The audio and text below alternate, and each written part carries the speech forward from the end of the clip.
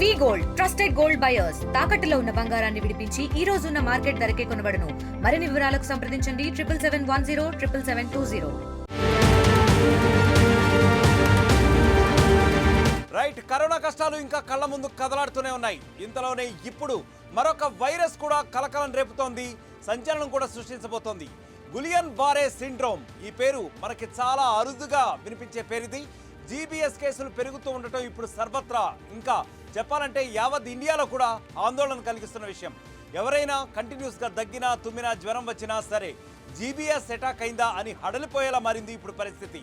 ఇప్పటికే మహారాష్ట్ర, పశ్చిమ బెంగాల్లో గులియన్ బారే సిండ్రోమ్ పాజిటివ్ కేసులు చాలా రిజిస్టర్ అవుతున్నాయి. తాజాగా తెలంగాణలో జీబీఎస్ డేంజర్ బెల్ మోగిస్తోంది. జనవరి 31వ తేదీన హైదరాబాద్లో గులియన్ బారే సిండ్రోమ్ కేసు ఫస్ట్ నమోదైంది. ఆ తర్వాత సిద్దిపేటకు చెందిన మహిళకు జీబీఎస్ పాజిటివ్ అని చెప్పి డాక్టర్లు నిర్ధారించడం జరిగింది. ప్రస్తుతం ఆ పేషెంట్కు ప్రైవేట్ ఆసుపత్రిలో వెంటిలేటర్పై చికిత్స అందిస్తున్నట్లు మనకు సమాచారం అందుతోంది. అయితే తాజాగా మహారాష్ట్రలో కూడా ఈ కేసులు చాలా ప్రమాదకరమైన స్థితిలో రిజిస్టర్ అవుతున్నట్లుగా మనకి న్యూస్ వస్తోంది. 1000కి పైగా కేసులు ఇప్పటికే నమోదవుతున్నట్లుగా గుర్తించారు. ఈ ప్రమాదకరమైన జీబీఎస్ సిండ్రోమ్ సోకి పూనాకి చెందిన ఒకరు ఇప్పటికే మహారాష్ట్రలో మృతి చెందినట్లుగా కూడా అధికారికంగా ధృవీకరించారు అధికారులు.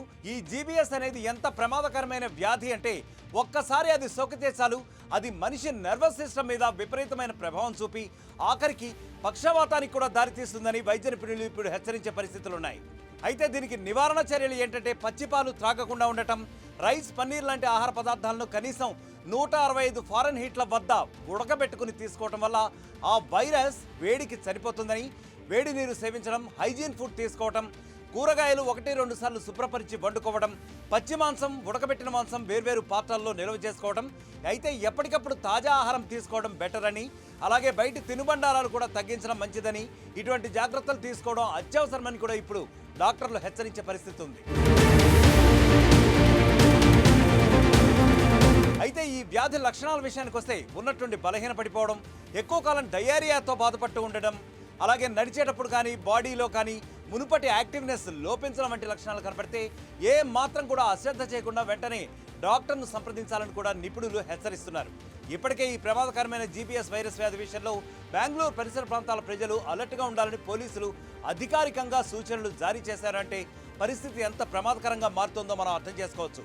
అయితే గులియన్ బారే సిండ్రోమ్ లక్షణాలు ఎలా ఉంటాయి, నిపుణులు ఏం చెప్తున్నారో మనం తెలుసుకునే ప్రయత్నం చేద్దాం. కలుషిత ఆహారం, బాక్టీరియా లేదా ఇన్ఫెక్షన్ల ద్వారా గులియన్ బారే సిండ్రోమ్ సోకుతూ ఉంటుందని చెప్తున్నారు డాక్టర్లు.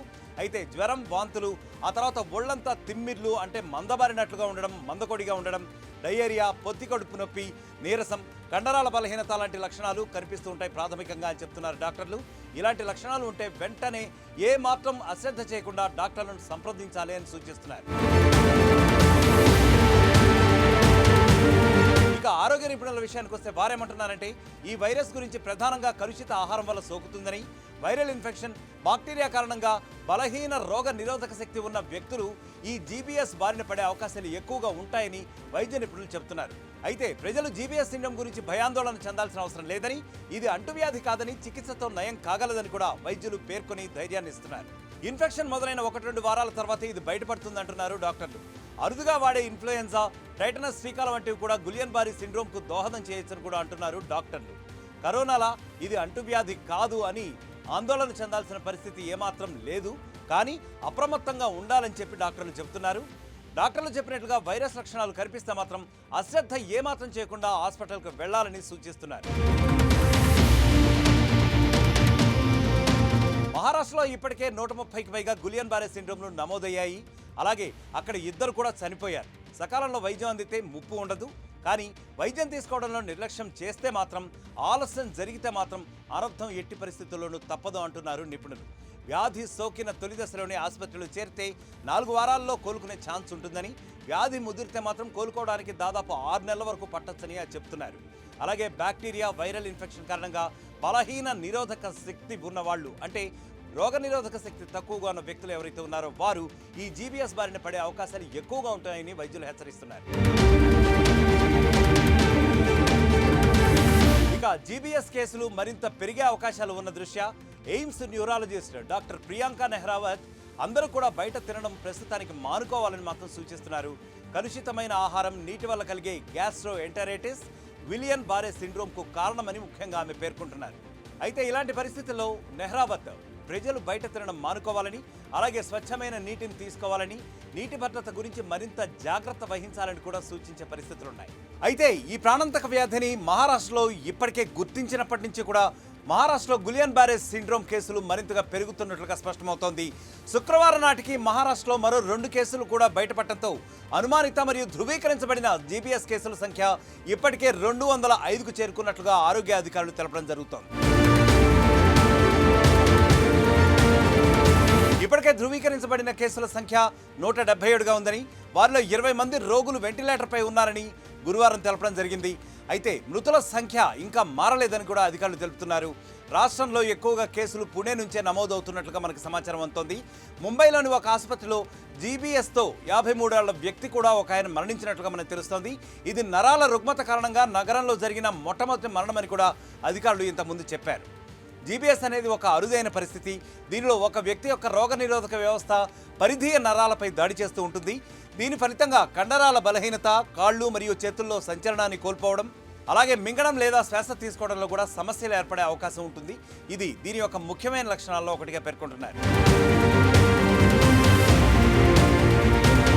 19 ప్రైవేట్ ఆర్ఓ వాటర్ ప్లాంట్లను పూణేలో ఇప్పటికే మూసివేసినట్లుగా మున్సిపల్ సిబ్బంది తెలిపారు.